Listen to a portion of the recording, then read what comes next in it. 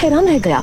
अरे ये आदमी कौन है और किसके लिए रो रहा है? और ये चप्पल और तस्वीर किसकी है?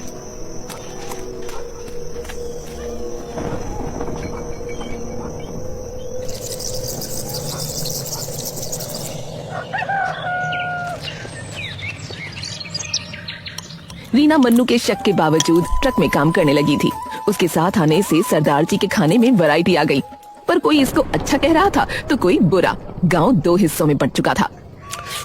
वाह सरदार जी वाह, मजा ही आ गया। आपका खाना तो बिल्कुल कमाल ही था, लेकिन अब और ज्यादा लाजवाब हो चुका है। हाँ, एक काम करो, 4 रोटियां और कर दो मेरे को तंदूर वाली है। आओ जी, सब इस बिटिया की वजह से हुआ है। अब वो तो आपने बात सही कही सरदार जी, पर अब मन्नू जो है वो बड़ा खुश होगा है अपनी बहन की कमाई खाकर। अरे शर्म नहीं आती दोनों को। अरे भाई साहब, आप इनको छोड़िए और ये बताइए कि मुखिया जी ने आपकी बेटी की शादी कराई थी ना, तो वो कैसी है अब? वो अभी उससे जो है बात नहीं हो पा रही है। हाँ, दरअसल जो है उसके ससुराल वाले उसे विदेश लेकर गए। हाँ, बहुत अमीर परिवार है ना, इसीलिए। अच्छा जी, ऐसा है। उधर मुखिया ने अपने वार को अंजाम देने का फैसला कर लिया। उसने पुलिस को बुलाया। उसने सबके सामने अचानक तमाशा शुरू कर दिया।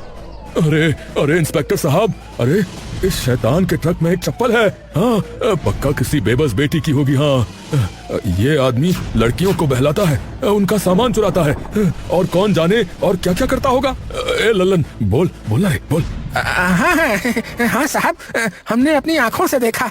रात को इसके ट्रक में यही चीज रखी थी। हाँ, इसका उद्देश्य हमारी बच्चियां हैं, तभी उनको काम देने के बहाने बहला रहा है ये। हाँ सरदार जी, कुछ बोलना चाहोगे?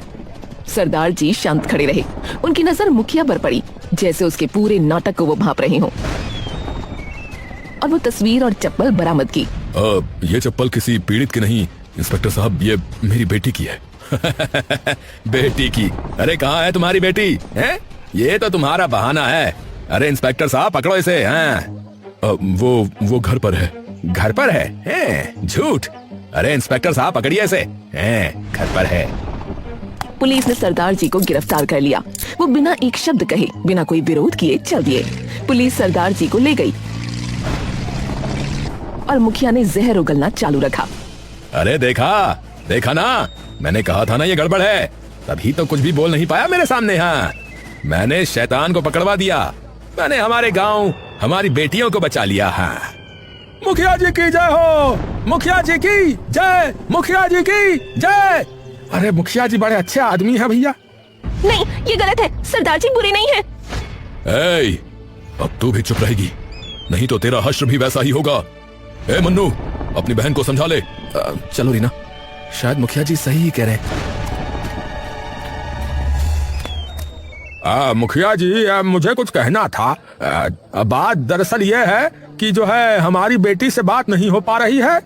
जो है अगर आपके पास कोई नंबर हो तो हमें दे दीजिए। उसके ससुराल में बात करनी थी। अरे वो लोग बाहर गए हैं कहीं, आएंगे तो खुद करेंगे। आदमी कुछ न बोल सका। उधर रीना ने फैसला किया कि वो थाने जाकर सच्चाई जानेगी। उसने सरदार जी से बात करने का सोचा। वो थाने जाने के लिए निकली, पर जैसे ही वो गांव से निकलने लगी, मुखिया रास्ते में खड़ा हो गया। अरे कहाँ जा रही है बेअदब लड़की? थाने? सरदार की जासूसी करने?